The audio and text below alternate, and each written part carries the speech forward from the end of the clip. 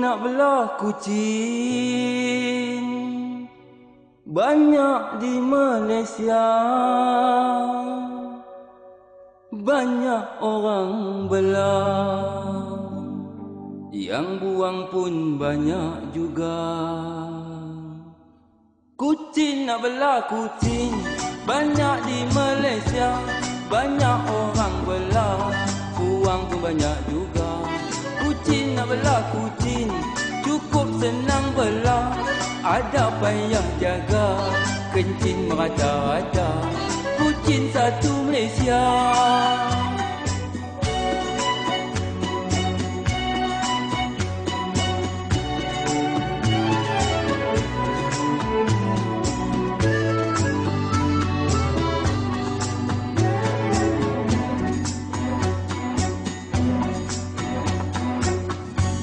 Kucing hutan jarang kelihatan.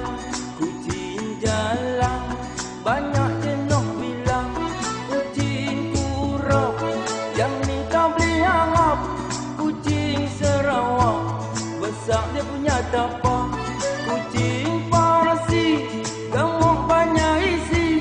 Kucing siang tidur atas tilang. Kucing lekat tulang, lekat tepi engkung. Lari lintang pukang, masuk hutan kangkung. Jaga Pak Long jaga, kucing nak belaga. Lompat atas meja, pecah pinggan kaca. Kucing satu Malaysia.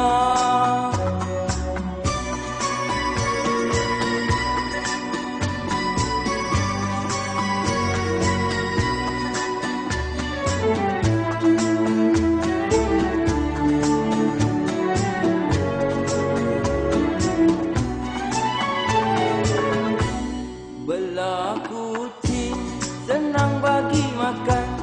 Lebih-lebih lagi kucing tempatan. Ambil nasi sejuk, campur pala ikan. Habis-habis tak ada, tulang pun dia telan. Hak yang makan fiski, yang tu kucing pekan. Yang tak makan tikui, yang tu kucing segan. Sebut kucing pekan, mudah dapat makan. Kampung kita kesian, mati lintas jalan. Ada kucing manja, tidur atas riba. Yang ni tak guna, bubuh bunyi baja. Lempak market kolam. Yeah.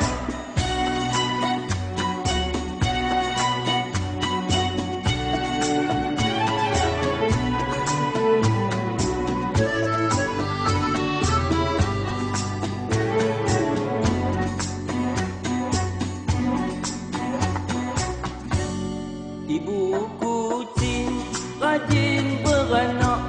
Bapa pula rajin makan anak. Kalau nak selamat bubuk dalam kotak, jangan bagi anak berselera. Masa dia kecil minum air susu. Jaga bila besar ayak biak pun dia sapu. Kucing lekat tulang, lekat tepi engkung. Lari lintang pukang, masuk hutan kangkung. Jaga Pak Long jaga, kucing nak belaga. Lompat atas meja, pecah pinggan kaca. Kucing satu Malaysia.